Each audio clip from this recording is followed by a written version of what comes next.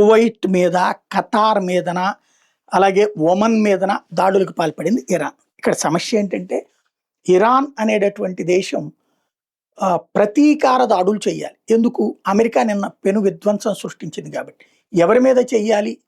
America మీద చెయ్యాలి. America యుద్ధ నౌకలు అక్కడే ఉన్నాయి. అమెరికా యుద్ధ విమానాలు అక్కడే ఉన్నాయి.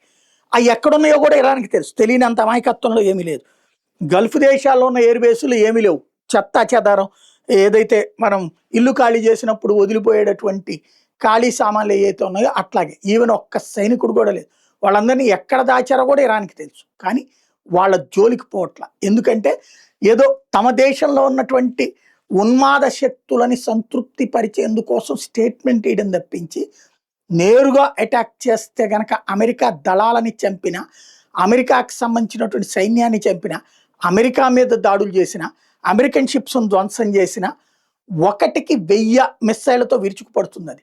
కాబట్టి ఇక్కడ తన దేశంలో ఉన్నటువంటి తన ప్రజల దగ్గర హీరోయిజం చెలాయించడం, అదే సందర్భంలో గల్ఫ్ దేశాలని బెదరేయడం, వాళ్ళ దగ్గర డబ్బులు వసూలు చేయడం. ఇదివరకు సౌదీ అరేబియా, దుబాయ్ల మీద కిందసారి భారీగా దాడులు చేసి ఈ మధ్య కాలంలో ఎందుకని ఖతార్, నేను కువైట్ ఇట్లాంటి వాళ్ళని టార్గెట్ చేస్తుంది?